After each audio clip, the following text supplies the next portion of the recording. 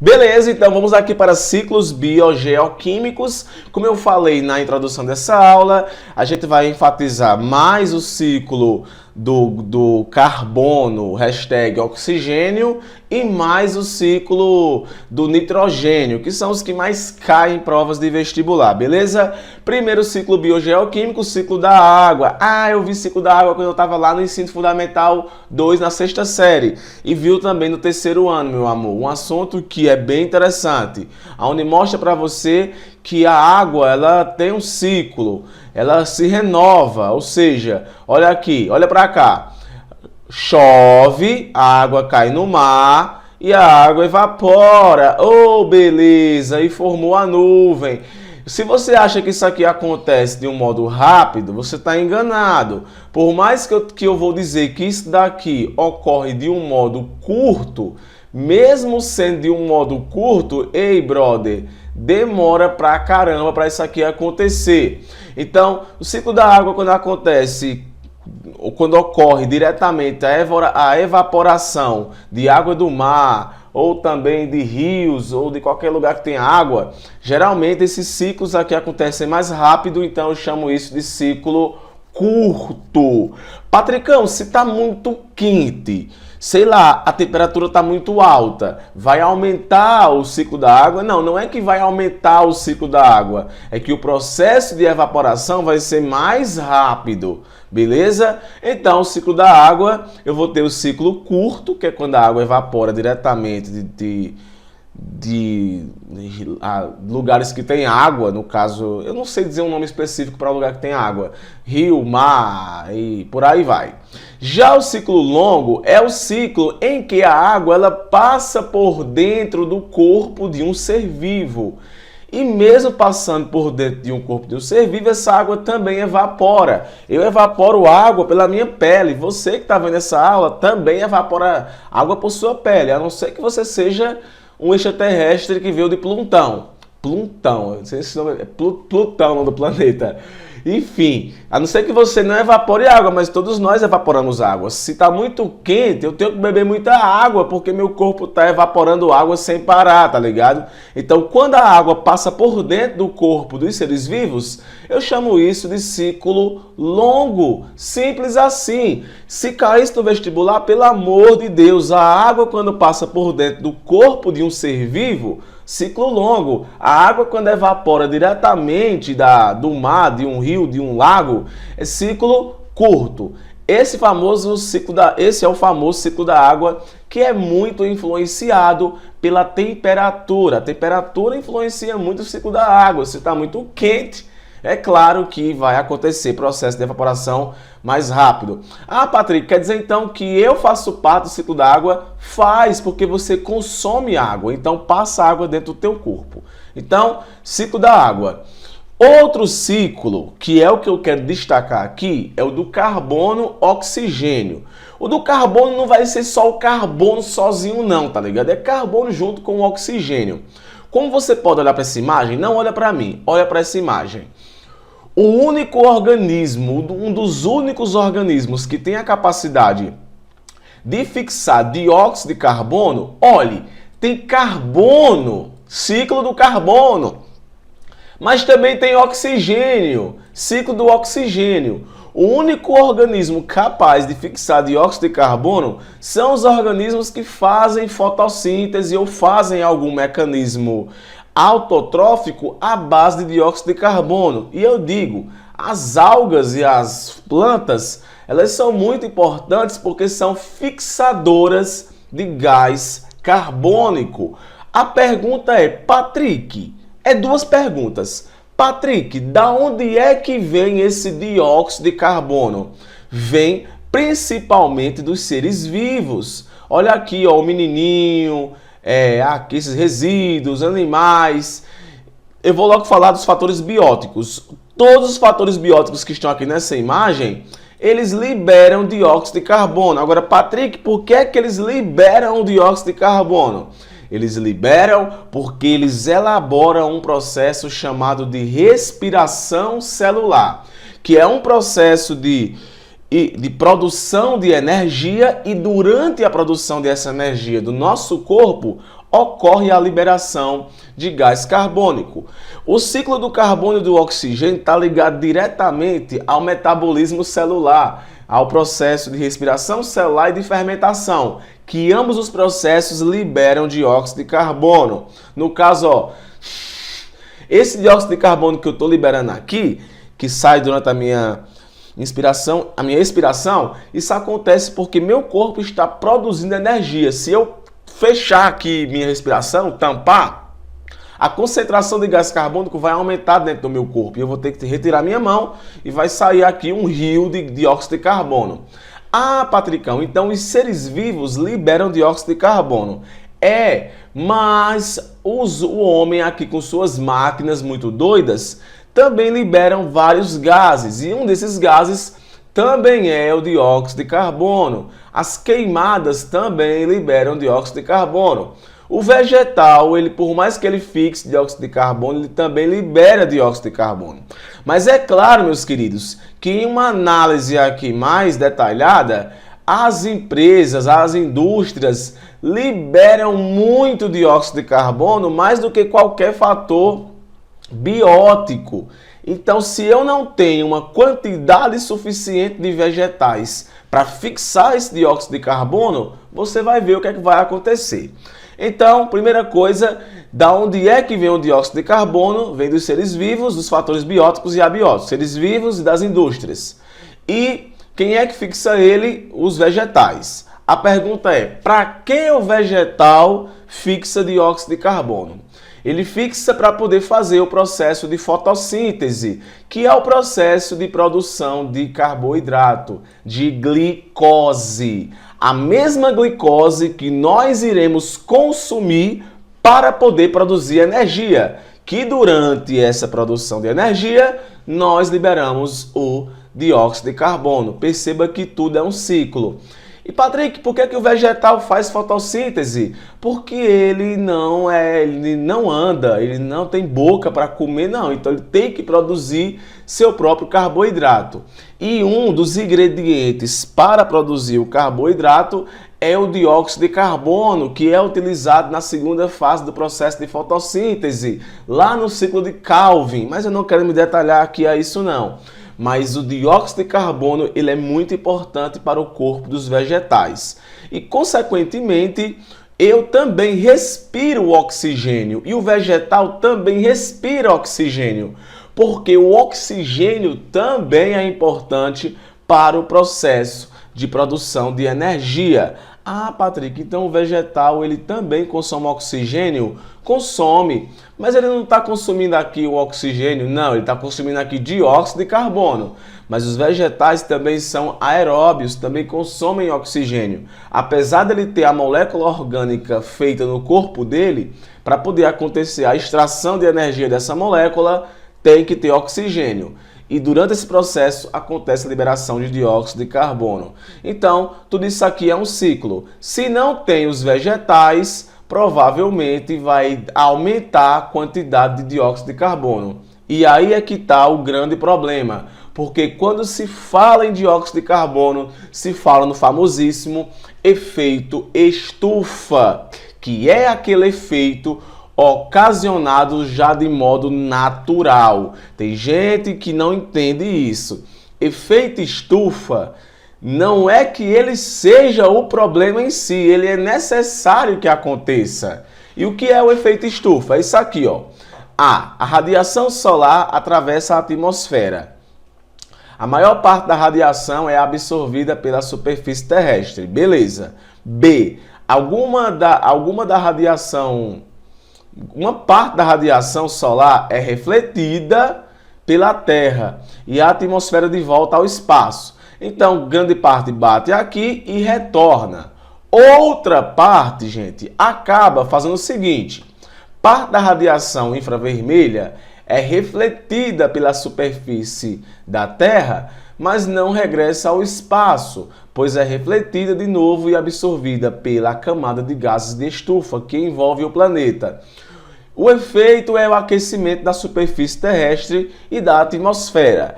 Patrick, quais são os gases que contribuem para que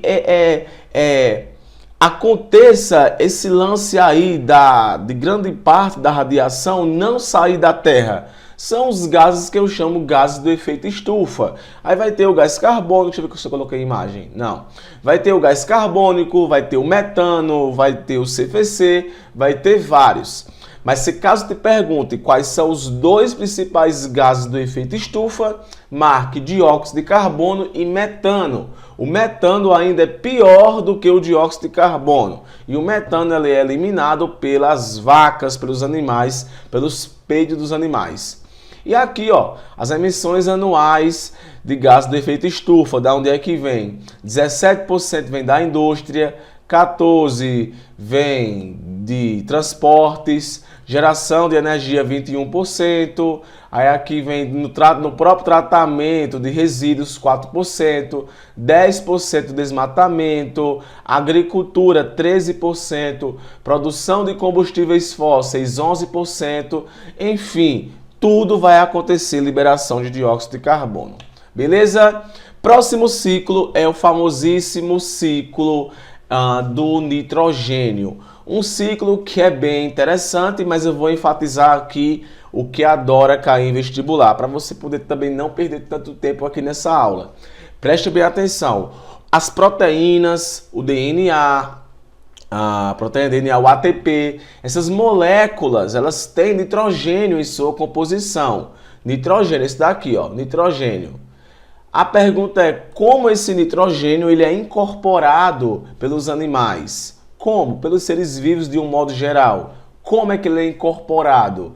Porque os animais e as plantas, por exemplo, não têm a capacidade de fixar dióxido de carbono. Não respira não respira nitrogênio gasoso. Então, como é que esse nitrogênio gasoso ele vai ser incorporado no nosso corpo se a gente não consegue assimilá-lo através do gás para poder incorporar as moléculas orgânicas? Então, para que aconteça essa assimilação do dióxido de carbono não, do nitrogênio gasoso, é necessário que ocorra transformações, onde ele deixe de ser um gás e passe a ser uma molécula orgânica, dessa forma seja assimilado. Para isso, a gente precisa de uma bactéria. São as famosíssimas bactérias nitrificantes, que são bactérias que têm a capacidade de fazer a fixação do nitrogênio gasoso. Eu estou colocando aqui diretamente o que acontece, o que cai em prova. O nome das bactérias e o que é que elas fazem. Se liga só. A bactéria, ela fica no solo e principalmente na raiz das plantas. Deixa eu só mostrar aqui uma imagem para vocês. Espera aí, viu? Deixa eu mostrar aqui. Tá? Deixa eu descartar esse daqui. Espera aí. Deixa eu ir aqui, fazer aqui um negocinho para ficar melhor. Cadê a animação? Beleza, pronto. Deixa eu voltar aqui. Ó, primeiro, antes de tudo, o nitrogênio ele pode ser obtido de duas formas. Ele pode ser obtido da forma gasosa ou ele pode ser obtido da forma proveniente da decomposição. Então, note, tanto da forma gasosa como na decomposição, ele pode ser obtido. Geralmente, grande parte é obtido da decomposição, mas também uma outra grande parte pela fixação. Eu vou falar aqui diretamente da fixação. Essa fixação de oxigênio gasoso, ele é elaborado por uma bactéria chamada de Rhizobium. Essa bactéria Rhizobium é uma bactéria do nitrificante que tem a capacidade de fixar o nitrogênio gasoso. Quando essa bactéria fixa o nitrogênio gasoso, algumas transformações acontecem e ela acaba transformando esse composto gasoso em nitrito. E tá aqui o nitritozão sulfilesão. Esse nitrito, ele acaba sendo novamente transformado em outro composto por outra bactéria. Aqui chamamos de bactérias... Não, Desculpe, aqui não é nitrito, aqui é amônia. A bactéria, no caso Rhizobium, ela transforma o nitrogênio gasoso em amônia. E essa amônia, ela vai ser transformada em nitrito. Perdão, pessoal, porque eu me confundi aqui com as fórmulas. Ah, Patrick, que professor que erra. Não, tô errando não, cara. Não sou uma máquina, não. A gente aqui é ao vivo. Eu gravo aqui ao vivo e eu mesmo... não é que eu quero passar para você uma espécie eita, ele não tem propriedade no que fala. Não, é porque, infelizmente, a gente é cego. Eu não vi que aqui era amônia. Posso confundir, não sou perfeito. E eu faço questão de não colocar corte para você ver que também que eu não sou esses fodão todo não. Sou normal. Então, a bactéria Rhizobium, ela converte o nitrogênio gasoso em amônia. E existe uma bactéria chamada de nitrosomonas que converte a amônia em nitrito. E a bactéria Nitrobacter transforma o nitrito em nitrato. E é esse nitrato que vai ser assimilado pelas plantas e, consequentemente, pelos animais através da alimentação. Esse nitrato também pode passar por um processo de desnitrificação, que é quando esse nitrato ele pode voltar a ser nitrogênio gasoso. Então perceba que bactérias são bem importantes para as transformações desses compostos nitrogenados. Aqui está mostrando que a amônia também pode ser também assimilada pelos vegetais de modo direto, mas principalmente o nitrato é assimilado e não a amônia. Mas a amônia também mas o nitrato também é porque ele é proveniente dos processos feitos pelas nitrosomonas e as nitrobacter. Então, se caso pergunte na prova de vestibular, cite 3 bactérias que participam do processo do ciclo do nitrogênio, você cita a Rhizobium, a nitrosomonas e a nitrobacter. Patrick, esse negócio de amonificação é a primeira etapa, é quando acontece a transformação ou do nitrogênio na forma orgânica ou do gás, ele é transformado em amônia. Aí acontece a nitrificação, que vai transformar em nitrito a partir das nitrosomonas, e depois as nitrobacter vão transformar o nitrito em nitrato. Esse é o famosíssimo ciclo do nitrogênio. Agora, um detalhe importante é que existem alguns vegetais que facilitam aí a questão de existência de bactérias nitrificantes. Aí eu vou citar as famosas leguminosas. As leguminosas, como amendoim, arroz, esses vegetais, eles acabam auxiliando na fixação de dióxido de carbono. Eu chamo isso de rotação de cultura, ou também chamado de rodízio de culturas. Ok, pessoal? Esse é o famosíssimo ciclo do nitrogênio e, como eu falei agora há pouco, os que mais caem são do nitrogênio e do gás carbônico. Ah, Patricão, tu não citou a questão do buraco da camada de ozônio, que também está relacionada ao ciclo do oxigênio. Verdade, só que as informações estão mudando muito com o tempo e com relação ao buraco da camada de ozônio tem diversas teorias conspiratórias em cima de se realmente ela é promovida pelos que os livros dizem. Mas basicamente o buraco na camada de ozônio se dá por causa que alguns compostos como CFCs, eles reagem com o oxigênio produzindo água e ozônio. E isso acaba não sendo interessante porque, ou melhor, reagem com o ozônio, produzindo oxigênio e água. O ozônio é o O3, ele já se encontra na nossa atmosfera lá. Eles são importantes para poder proteger a gente contra a ação de raios ultravioletas e tudo mais. E o que é que acontece? O ozônio é O3. Esse composto aqui ele pode reagir com compostos chamados de CFCs. Por Por que tu não colocou uma imagem, Patrick? Porque isso aqui não vai cair no vestibular. CFCs, ele reage com o CF6, e transforma o ozônio em oxigênio e água, beleza? Se a camada de ozônio tá ficando sem existir, lógico que a proteção que existe contra a radiação dos raios ultravioletas, ela vai diminuir. Então, gente, era isso que eu queria comentar para vocês. Uma aula bem... Bicho, minhas aulas são totalmente desopiladas e totalmente sem um textozinho decorado. Aqui a gente conversa de olho por olho, dente por dente. Espero que você tenha gostado. Não esquece de se inscrever no meu canal e não esquece também de me seguir nas redes sociais. Eu sou o Patrick do canal Biolodúvidas. Fico por aqui, valeu e até a próxima aula.